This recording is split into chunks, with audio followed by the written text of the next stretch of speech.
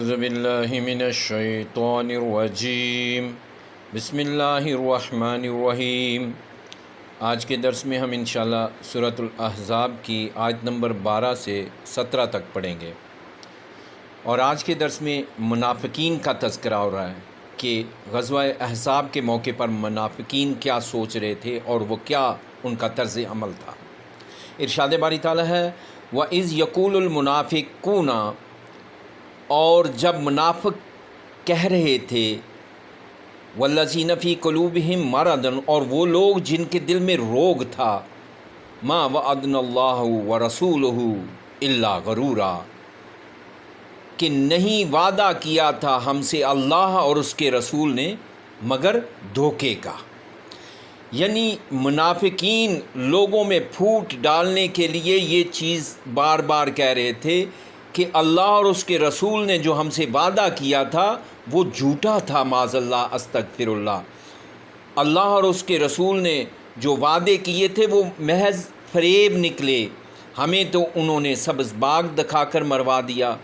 ہم سے تو کہا گیا تھا کہ اللہ کی مدد تمہارے سامنے حال رہے گی اور کیسر و کسریٰ کی سلطنتیں تمہارے قدموں میں ڈھیر ہو جائیں گی، لیکن یہاں تو معاملہ بالکل الٹ ہے۔ یہاں تو پورا عرب امنڈ آیا ہے ہمارے مقابلے میں۔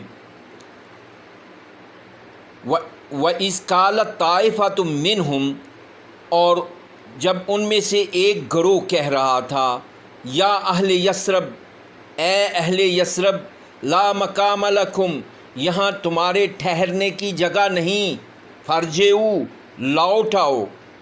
اب منافقوں میں بھی کیٹیگریز تھی۔ جو پرلے درجے کے منافق تھے، اب ان کا تذکرہ ہو رہا ہے کہ وہ یعنی لشکر میں یہ شور مچا رہے تھے کہ اے اہل یثرب، یہاں سے نکل چلو اپنے گھروں کی طرف، چھوڑ کر یہاں سے سب کو چھوڑ کر شہر کی طرف لوٹ آؤ، اب تمہارے بچنے کا کوئی امکان نہیں۔ خندق کے سامنے اتنے بڑے لشکر کے مقابلے میں تم کیسے ٹھہر سکو گے؟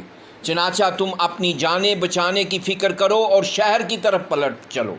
ایک اور نقطہ یہاں سمجھنے کا ہے کہ یہاں انہوں نے کیا کہہ کے مخاطب کیا، یا اہل یثرب، یعنی اسلام سے پہلے والی نسبت کو انہوں نے ابھارا۔ یا اہل مدینہ نہیں کہا، یا اہل یثرب، یعنی ان کے دل میں جو اللہ اور اس کے رسول کی محبت تھی وہ نہیں تھی۔ اللہ اور اس کی رسول کی محبت سے ان کے دل بالکل خالی تھے۔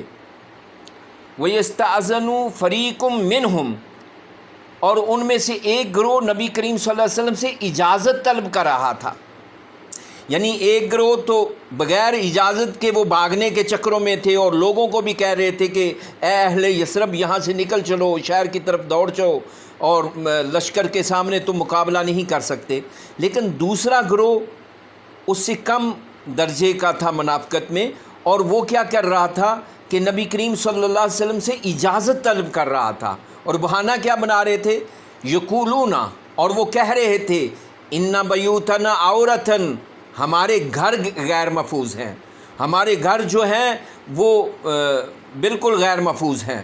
محاصرے کے دوران شہر کی صورتحال کچھ یوں تھی کہ حملہ آوروں کے مقابلے کے لیے تمام مرد شہر سے باہر ایک جگہ پر اکٹھے تھے۔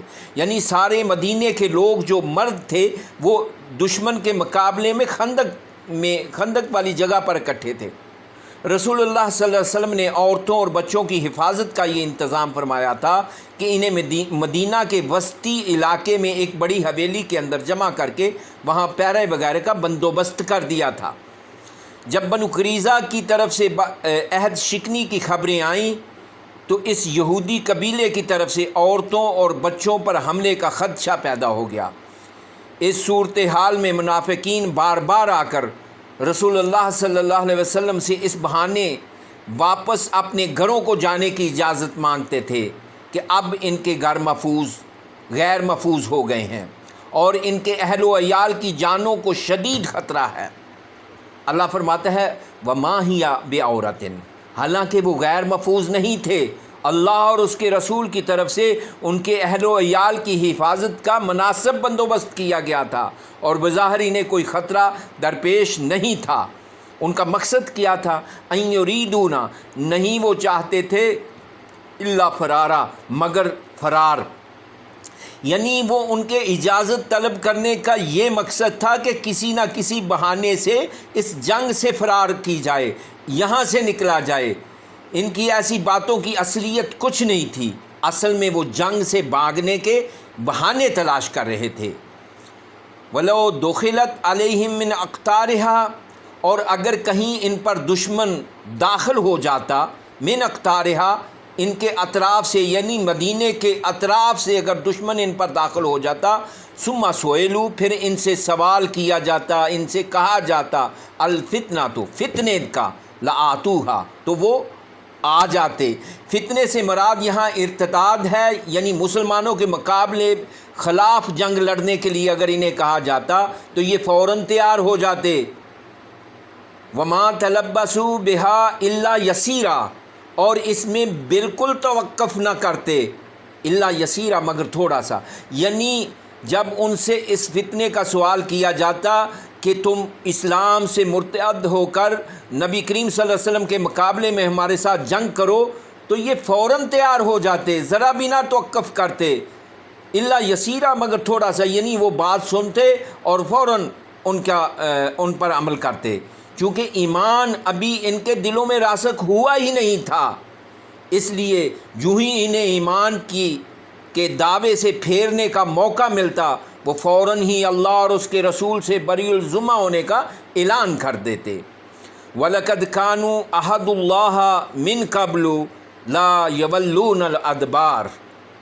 وَلَقَدْ كَانُوا عَهْدُ اللَّهِ، البتہ تحقیق انہوں نے اللہ سے عہد کیا تھا، من قبل، اس سے پہلے، کیا؟ لا یولون الادبار، کہ وہ پیٹھ نہیں دکھائیں گے، یعنی جب دشمن کے ساتھ مقابلہ ہوگا تو وہ ڈٹ کر دشمن کا مقابلہ کریں گے، کبھی بھی اللہ اور اس کے رسول کی نافرمانی نہیں کریں گے۔ وَكَانَ عَهْدُ اللَّهِ مَسْئُولًا، اور اللہ سے کیے گئے عہد کی باز پرس تو ہونی ہے، یعنی اللہ کے ساتھ جو انہوں نے عہد کیا ہے، جب وہ یہ مسلمان ہوئے تھے تو انہوں نے ہر حال میں اللہ اور اس کے رسول کی اطاعت کرنے کا عہد کیا تھا، اب یہ اس عہد کو توڑ رہے ہیں، اور جو بھی کوئی اس عہد کو توڑے گا اس سے اللہ باز پرس ضرور کرے گا۔ قُل لَن يَنفَعُكُمُ الْفَرَارُ، اے نبی کریم صلی اللہ علیہ وسلم آپ ان کو فرما دیجئے، لَن يَنفَعُكُمُ الْفَرَارُ، کہ یہ فرار، یہ بھاگنا تمہیں کوئی فائدہ نہیں دے گا، ان فررتم من الموت او القتل، اگر تم موت یا قتل سے بھاگ رہے ہو، یعنی موت اور قتل سے اگر تم بھاگ رہے ہو تو یہ تمہیں کوئی فائدہ نہیں دے گا۔ موت سے بھلا کوئی کیسے بھاگ سکتا ہے؟ موت تو ہر جگہ اپنے شکار کا پیچھا کر سکتی ہے۔ وَإِذًا لَا تَمَتَّعُونَ إِلَّا قَلِيلًا، اگر بھاگو گے، اگر تم ایسا کرو گے، اس جنگ سے بھاگ جاؤ گے تو ہوگا کیا؟ لا تمتعون، تم فائدہ نہیں اٹھا سکو گے، الا قلیلا، مگر تھوڑا سا، یعنی چند سال اور زندہ رہ لو گے، موت تو آخر آنی ہے۔ یہ وقتی طور پر کوئی شخص ایک جگہ سے بھاگ کر اپنی جان بچانے میں کامیاب ہو جائے تو وہ ہمیشہ کے لیے محفوظ تو نہیں ہو جاتا، اس کی یہ کوشش اس سے زیادہ بھلا کیا فائدہ پہنچا سکتی ہے؟ وہ کچھ عرصہ مزید جی لے گا، آخر ایک نہ ایک دن تو اسے موت کے منہ میں جانا ہی ہے، وہ دنیا کی زندگی کا بس اس قدر لطف اٹھا سکتا ہے جتنا اس کے لیے مقدر ہے۔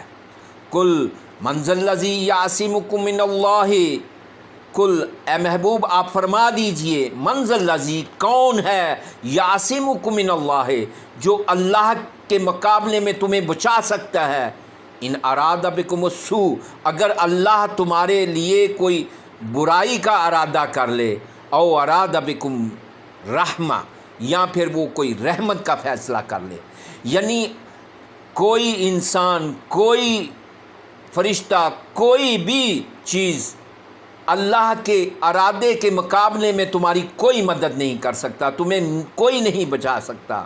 ولا یجدون لہم من دون اللہ ولی ولا نصیرا، اور یہ لوگ نہیں پائیں گے اپنے لیے اللہ کے مقابلے میں کوئی حمایتی اور نہ کوئی مددگار۔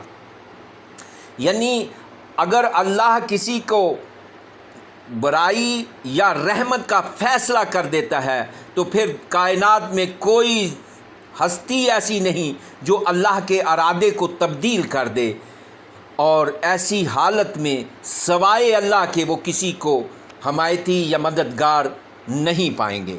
اللہ تعالی ہمیں قرآن حکیم کو پڑھنے، سمجھنے اور اس پر عمل کرنے کی توفیق عطا فرمائے۔